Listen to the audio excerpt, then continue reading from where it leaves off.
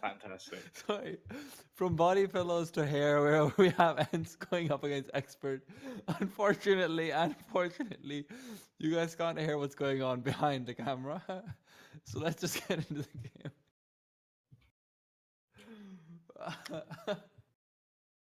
Yeah. Okay. Yeah. Let's move swiftly on from that one. But well, we're having a little bit of a ring around the rosy in the knife, so hopefully they'll get this sorted nice and fast. It is dust 2. It is meaningless. One of you could just meet your fate, and we will move on with the match. God, come on, Alex. How?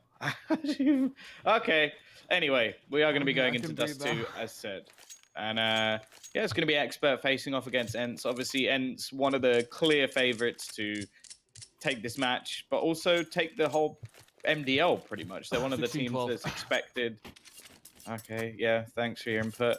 They're expected to get out and get towards Pro League. They're a team that's actually won tournaments, winning Star Series not too long ago. And yeah, I think they're going to be at the next one as well. So definitely looking forward to that. Either way, we are into our pistol round, and there's going to be a bit of utility picked up for Alexi B, and everybody else chilling with the Kevlar. Well, Ence might be winning tournaments, but Expert might be winning hearts. Sergey, though, is looking to make sure those hearts stop beating. He finds one, and Alex trades away. Sergey's down. That's a good one for them, but it means they've given up a lot of mid control, which JDC will swiftly try to regain, but the scaffolding will prove to be insufficient cover, as he will be overwhelmed and taken down. That's X7 pushing forward to find that kill. All left to Andy, and Andy is left to the grave, as he will be dead. Alexar and Johnny soon to be taken apart by Aldo, but Ariel will be the one who finishes it off. Yeah, nice start to the pistol round from Ence, and well, getting the early round, looking for that early streak. And I'll be interested to see if Expert actually force into this next one. Are they going to invest into the pistols or just save up all that extra cash? This could be a bit of a mix. So I quite like this. They've got the Deagles, they've got the Scout. They'll likely eco the next, unless, of course, they manage to steal this round away. And by the looks of things, it's going to be a faster play in towards this B site. At least it was early doors, but Alex doing work with the Scout already, managing to get 2 opening picks with this trusty scoped weapon. And, well, the T's now in a little bit of extra trouble. Alex does get taken down, finally. Alright, though, he did all the damage he needed to do. Now it's all on Andy. If he can push forward sufficiently to maybe take down one and back off into the tunnels, it becomes possible for Skrunk to go for that long flank that he's trying for right now. Johnny, though, he's the main line of defense up against the catwalk push that is coming through. X7 will be coming into his line of sight soon enough. He's revealed his position with that Molotov. Johnny, not quite feeling safe, and now Johnny will continue through. Needs to at least one before he gets overwhelmed to the side. Unfortunately, Sergey will be able to get that kill and push through. Does he realize that Skrunk is behind him, though? I don't quite think so, but Andy will be taking first point, and first point will be going to, well, pretty much everyone on Ence. Yeah, that was a nice recovery, in all honesty. There was a pretty poor start to the round with Alex able to do some work with the Scout. Now, the interesting thing for me is, will they invest into maybe a few more Deagles going into this round? Because they're going to have a lot of money going into the next no matter what. They'll pretty much come up with a full buy.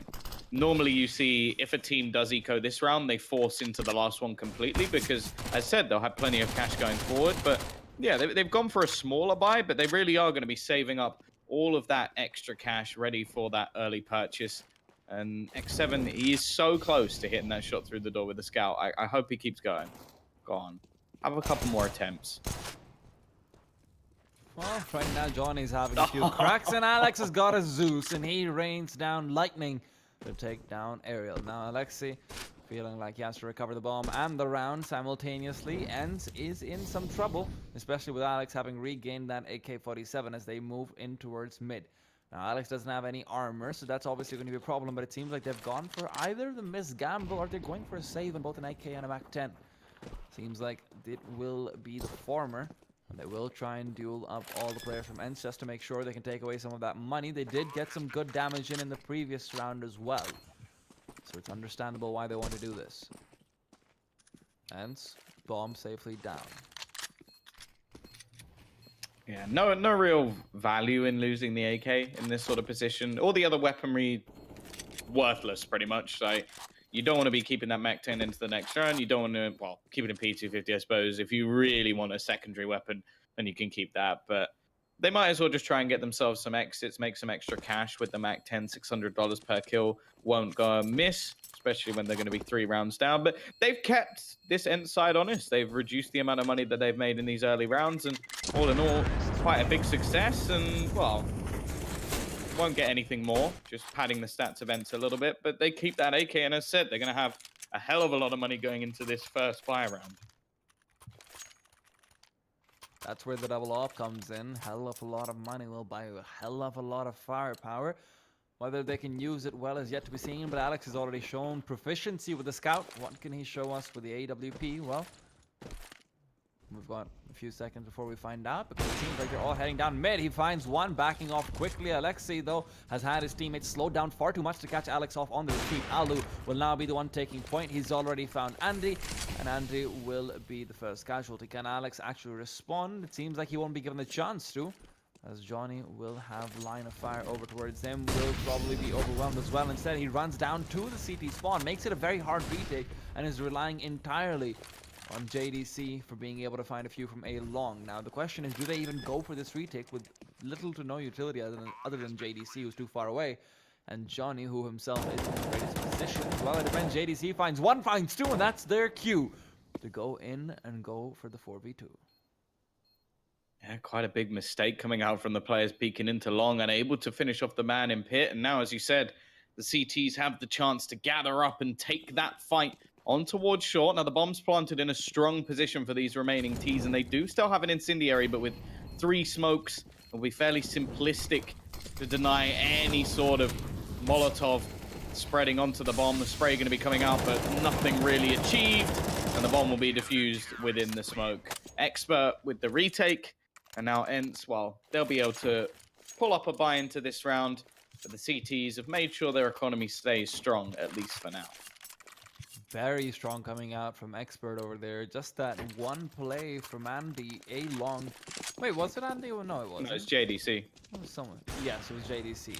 So that one play from A long coming through, allowing them the 2 kills. Otherwise, it looked like a really difficult position to retake, and you're right. Ence kind of setting themselves up for the loss over there. Now, though, playing much more defensively, back towards the A side they go, and... Oh, wait, rather. They're not going towards A side. They might just be going for mid once again, which is where they lost the first player and weren't able to trade away on Alex. This should be an interesting one.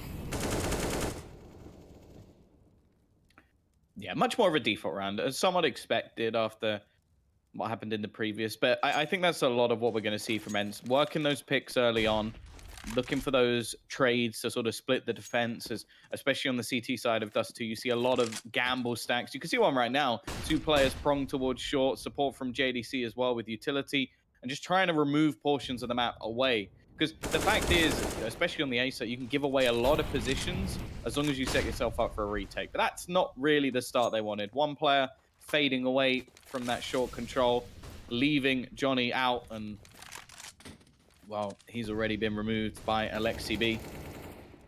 Fact is, though, the T's yet to really take too much ground. Only 40 seconds left on the clock, and they are going to have to start thinking about where they want to go.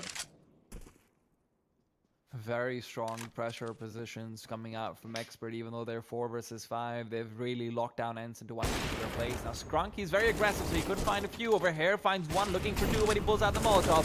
Instead, though, he won't be punished. Alu lets him have a little bit of mercy, and now Skrunk goes back. It's all on JDC. They're heading up catwalk. JDC knows exactly where they are, finds one, drops the bomb, knows there's more, and will find them. And now the question is, can he find the man on long? Will he need to? It seems like he should have, because Sergey from long range just found Skrunk, and without that kill, they might not have had time to plant that bomb. Yeah, it really did come down to the wire for Ence. The last few seconds of the round's ticking, but it's that youngster Sergey who steps up to the plate and manages to find the kills they need. Paul's going to be called in, and this is a pretty horrible situation for the CT side, because decisions definitely need to be made. They've got a lot of extra money that could be invested into some pistols, but before I can even finish the sentence, they're actually going to go for at least 1 AWP. Now, I wonder if they'll even just pick up the secondary and just hope that they can sort of pug their way through this round. And with the amount that's invested on the remaining players, it looks like they are going to do something of the sort. You know what? I'm down with this. I am fully okay with this. They don't want to be reset too hard. They know they can't buy up fully in the next round anyway. You're only going to have about 3,800 on a few of your players. May as well just buy up and try and go for something flashy. Now, you're kind of relying on Alex R to be able to find a few of those nice little scout shots again from mid. Get better mid control, which is what Ence has been really effective at so far. Expert. Previous rounds did look achievable. Unfortunately, just did come down to the wire like you said. It's a stroke of bad luck, but that's how it is. It's a crucial round, but now this one is even more important. Skrunk playing close towards tunnel with the 5-7. Could be doing some heavy damage. Yeah, again, we can see this patient style coming out from Ence. Roster known for being methodical and playing that sort of, well, I guess methodical Counter-Strike, just sitting there, making sure they clear the angles, utilizing all of their utility very well, and well, already seeing a double flash coming through mid. Not going to find anything as of yet, and still looking to try and just gain different portions of the map, clearing angles that they don't want to fall into later in the round. Well, I wonder if they'll expect this AWP. Andy just sitting on the cross, waiting on the edge of the smoke. Nobody pushing out yet for Ence. Still just playing that patience game, maybe seeing if they can pull off some rotations or if somebody's going to try and come in on a flank. It's not happening. Expert just holding in their spots, and I wonder if that will actually be the undoing of them, as they're not going to have the fastest of rotations. However, Skrunk pushing into the tunnels will start to give them the info they need, but is it too little too late? Well, Andy's been taken down, so it might as well be. Johnny pushes through, and that's a nice one with the P250, but he's forced to retreat. No ammo left, which means there's a lot more on JDC than you'd possibly like, but he's won around for them before in this situation. Alex has been pushed back, and with Johnny being taken down, this might be a little bit too far gone. Alex, very mobile with the scout, very, very loud, and that noise will attract X7's bullet straight to him. JDC may have gotten a kill so far, but now he is the one who is being hunted. A flank will prevent him from doing too much, and X7 will finish him off. Ence keep 3 players alive, so money will be very strong on their end. And the opposite can be said for Expert. That was the sort of gamble all in play, as next round, if they do go for a purchase, there's going to be, well, quite a bit missing. And that's always a sort of problematic situation for a team that we've already witnessed try to bring in the double AWPs and fail. Shot down mid from Alu will connect, but ultimately this round is just them trying to clean things up, not lose too many players, and build up their economy. And so far, so good. X7 popping heads along the way, padding those stats wonderfully, and with the last 2 players very, very low. Well, they shouldn't lose anybody else. The only player they've lost so far was Aerial with that Mac 10. And we can see, actually, Alu's the one going looking for this. Now, this I don't like. I get that he could possibly be holding off rotations, but he's a man holding an AWP.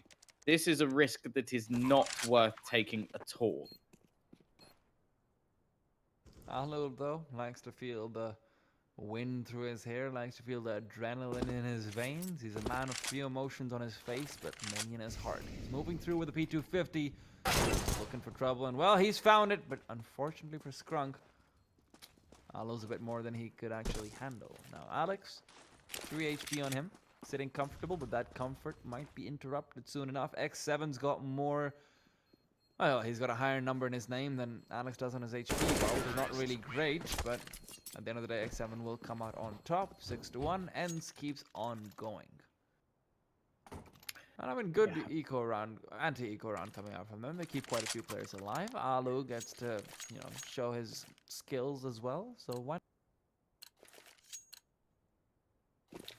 Yeah, this is actually interesting. I mentioned the fact that they like to bring in those AWPs, and because of that, they're actually going to take another hit here, an extra sort of force by eco, potentially allowing Ence to get up to 7 rounds and not losing too many players along the way. This is a strategy I feel like you may be able to pull off against lesser opponents. And I do understand, of course, that when you look at a map like Dust 2, okay, there's going to be this idea of momentum and stringing rounds together in a row. But realistically, this is giving Ence way too much room to sort of play with by going, okay, here you go, have like that 6,000-7,000 marker on the majority of your players.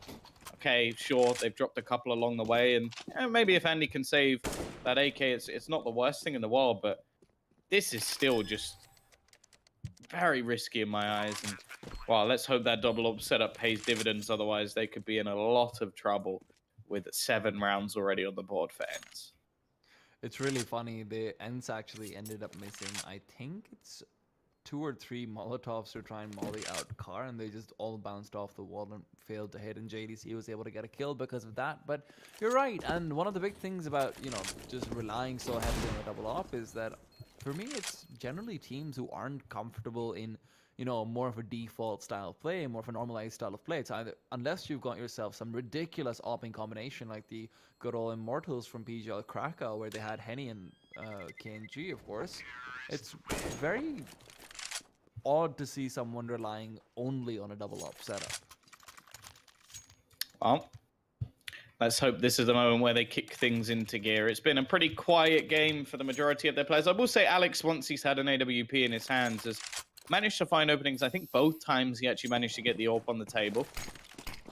Question is, will he be taking the fight versus Alu? Doesn't look like it. He's going for a little bit of a re-peek into mid and has to be quite careful here because Alu is going to be spamming through the doors. Obviously, a infamous AWP within the Counter-Strike's team, but the aggressive push into middle is actually going to meet Alex. The question is, will they be able to trade this? This was the problem last time. He managed one, but straight away just fell out of there and peeks into the Molotov. That's a very high-risk play.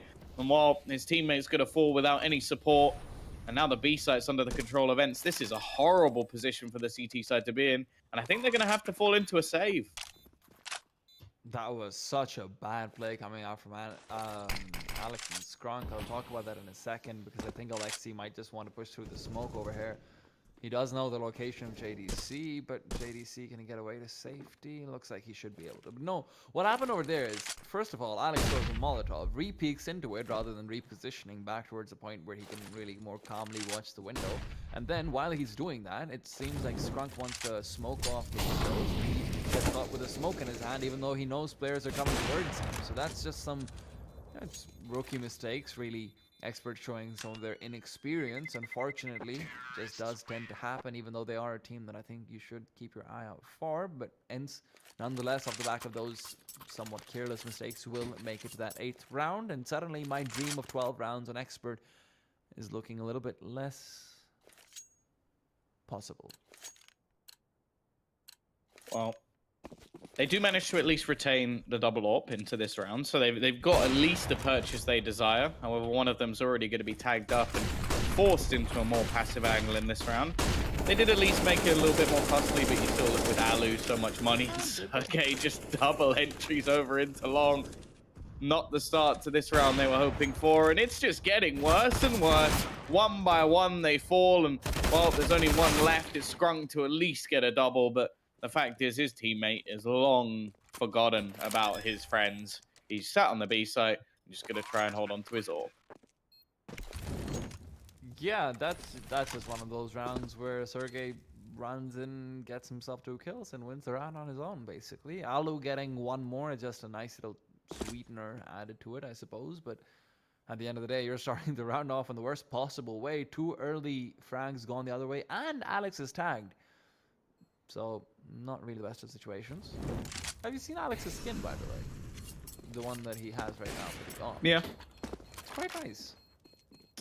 Yeah, it's been around for a little while, though. The pause. I clearly don't play enough CS. What are you saying that I don't play the game that I cost? How dare you insinuate such things? Someone go check his Steam profile. Stop. I'm not Bialy. I'm not on Virtus, bro. Well, we are 9-1 up for the inside. And, well, there's still going to be purchases Alex coming in. Oh, peek out from Alex, looking to try and take that fight aggressively this time, but as of yet won't find a single thing. And see, 7 already posted up in towards long. They've been able to gain so much map control over the last few rounds. It seems like Expert have become a bit of a mess after these early duels, but they're going to try and retake some long control. 2 players here ready and waiting, and well, they're going to win both battles. The repeat from Skronk for risky, and he actually gets 2. Risk That's and a reward. sloppy spray. Turn things back, and Sergey now looking to try and take the peak onto short. Has himself an opponent waiting just around, and Alu, no idea that there's someone holding that close, will lose his life in turn. It's now left onto Alex on the other side of the map to try and hold things down, and that's exactly what he does. A kill with that AWP and leaves Sergey all alone. He's going to go running through it. She manages to get the kill, but the trade is there from Scrunk. A solid round from him, and the AWPs get a kill apiece and will actually be brought forward. But now, crunch time. The reset round, Expert could be in even more trouble. This is the this is the third time we've seen Andy in that exact same position with his secondary op, and he's never managed to actually get a kill. Alex has been doing a decent enough job with his own and, you know, maintaining mid control, getting a few picks here and there despite a few mistakes, but Andy's seemed pretty much useless, and finally we do see a few kills coming in from him as well, so that's nice. Meanwhile, Alu does get a little bit of a burning smell, and he realizes far too late that that is actually him. 7 HP left, and makes things a little bit trickier. Andy, now pressure on him once again. Will they realize he's at the practically the same angle, same location? Alexei reveals his hand and will be caught out soon enough. Andy needs to back off, but he's waiting for them to push through. Smokes it off and ends with 1 minute and 20 seconds left. They still choose to rotate should they want that, but risk comes in the form of Alex and Scrunk, who are pushing down the tunnel. Alex unfortunately can't quite shoot. Scrunk was blocking his view, but Scrunk will avenge him.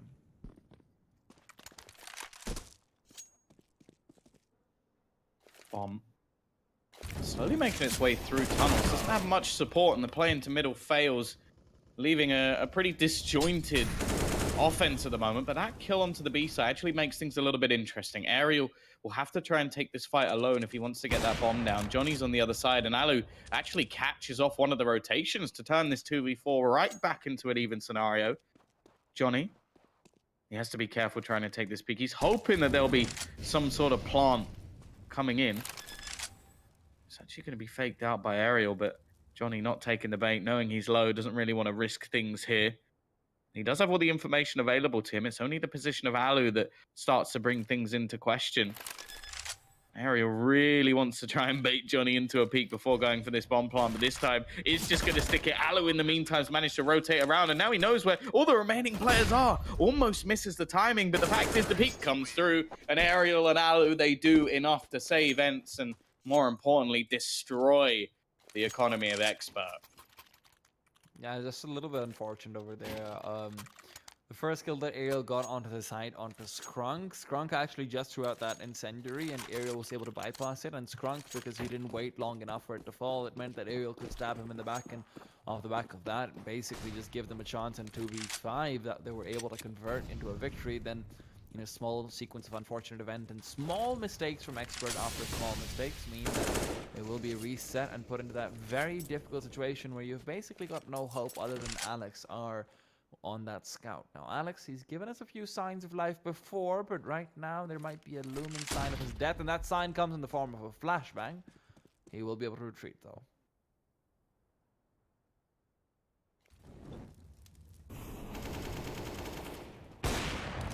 Already, though. Fantastic start to the round. Well, I want to say anti-ecos are going very well, but the fact is this is a full investment from the CT side. This is every penny they've got placed into this round, and well, although the T's are swarming in towards this B site, Scrunk is left in an impossible situation. He does manage to just about avoid the Molotov, but it won't matter. Alexei B peeks through, and that will be 11-2 in favor of Ence. An absolutely dominant T side coming out from the Finnish organization. And although you may not have expected it, T-Time, this is what I expect from a team like Ence. They should be challenging for the top of MDL. They should be looking to get into Pro League, and they should be absolutely obliterating teams like Expert. Hey, it's not that I doubt Ence, it's that I have faith in Expert. Unfortunately, that faith was unfounded. Alexei B's bullets, though, have definitely found something. And that something is going to be the bodies of Expert. 2 of their men taken down, and now Ence will smooth sailing as Sergey will be farming. And farm he does. Well, the best hope for this round is 3. And realistically, they are going to come up with a reasonable buy. The utility won't be maxed out, and a glass cannon for Johnny definitely isn't the best case scenario. He's going in without protection, you could say. And it's going to be a bit more of an aggressive play. Some damage. Side. Some damage, but it's onto Alu, so hey, it's okay. It works. Did they seriously just get full control of B, Tom? Yeah, no, it was a really heavy gamble play coming out from the CT side, trying to push in towards A, short and long, and actually, Dust 2 is one where you gamble very heavily. No, but you don't gamble all the way there without smoking off mid in the last round. Like, Dust 2, this is the only way I have strategies over here. But right now, who cares about my strategies? Because, well, Ence is pretty much ripping apart all of Expert. Just Andy left. They might be going for the knife, to be honest. That's the only way they find some sense of purpose. And, well, that sense of purpose will be having them coming down at the same time. Aerial finally puts a stop to the funny business, and he will be able to come out on top. But, yeah, like, in a map where literally the entirety of matchmaking tactics is summed up in how many cross, you'd think that they would know better. I don't know. I think when you're 12-2 down, you try anything you can.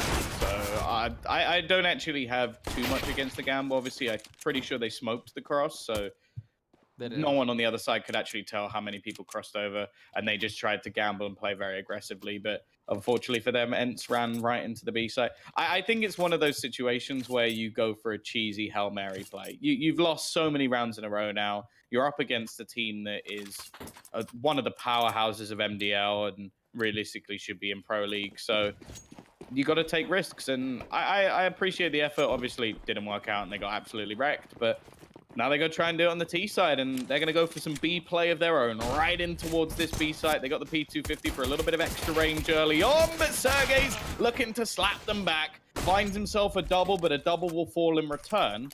And now, a 3v3 retake. Normally, you'd favor the Ts. No one ever favors T.